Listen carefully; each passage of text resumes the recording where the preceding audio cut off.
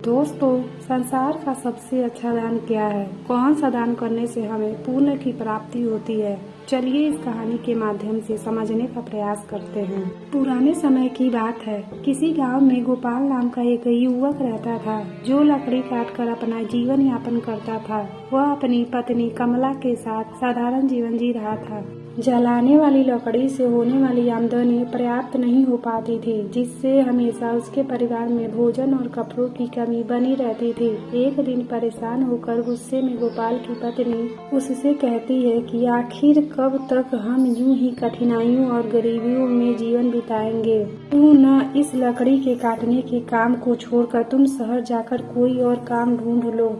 गोपाल ने बड़े प्यार से उत्तर दिया कि भाग्यवान, मैं हमेशा तुम्हारी बात मानता हूँ, लेकिन मैंने पहले ही कहा है कि यह गांव नहीं छोड़ सकता। शहर में यहाँ जैसी शांति नहीं मिलेगी, इसीलिए दोबारा ऐसी बात मुझसे मत कहना।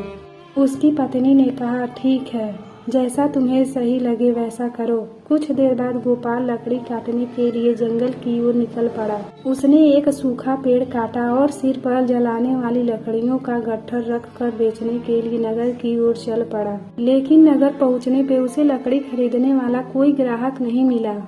वह सोचने लगा कि मुझे यह सारी लकड़ियां आज वापस घर ही ले जानी पड़ेगी। वह लकड़ियों का गट्ठर सिर पर लाद कर वापस घर की ओर चल दिया।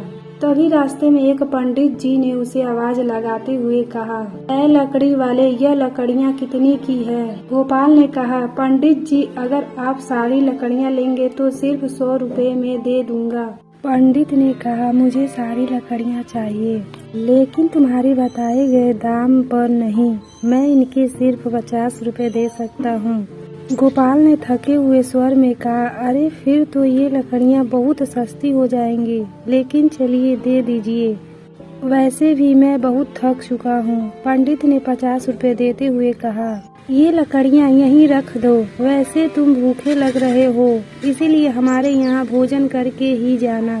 गोपाल ने कहा, पंडित जी, मुझे भूख तो बहुत लगी है, लेकिन अगर मैं खाऊंगा तो आपके लिए खाना नहीं बचेगा, इसीलिए रहने दीजिए। पंडित जी ने मुस्कुराते हुए बोले, चिंता मत करो, हमारे यहाँ इतना भोजन है कि 10-20 लोग और खा सकते हैं। जब भी तुम शहर आओ और तुम्हें भूख लगे तो यहाँ आकर खाना खा लिया करो। उस दिन गोपाल ने पंडित जी के घर भर पेट भोजन किया। गोपाल ने कहा, पंडित जी, आप बहुत दयालु और नेक दिल इंसान हैं। ऐसा अच्छा काम करने में भी मैं आपकी मदद करना चाहता हूँ, इसीलिए आज से मैं लकड़ियाँ सिर्फ 50 रुपए में ही आपको दिया करूँगा। पंडित ने कहा, ठीक है बेटा, सकुशल घर जाना। कुछ दिन बाद एक दिन ऐसा हुआ कि पंडित जी के घर में बहुत कम भोजन बचा था। फिर भी जब गोपाल लकड़ियाँ लेकर आया और भूखा था, तो पंडित जी ने अपना हिस्सा भी उसे खिला दिया और खुद उपवास कर लिया। इसी तरह समय बीतता गया। एक दिन गोपाल जंगल में लकड़ियाँ काटने गया। वह जंगल के और अंदर चला गया।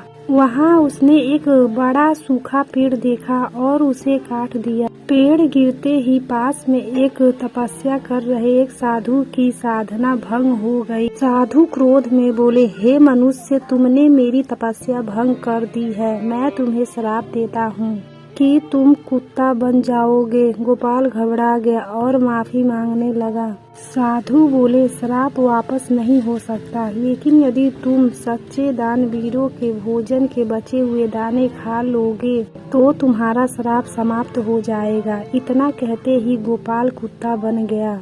सबसे पहले वह पंडित जी के घर गया। पंडित के भोजन के बाद उसके बचे हुए चावल के दाने उसने खा लिए। तुरंत उसका आधा शरीर सफेद हो गया। इसके बाद वह दूसरे दानवीर की तलाश में निकल पड़ा।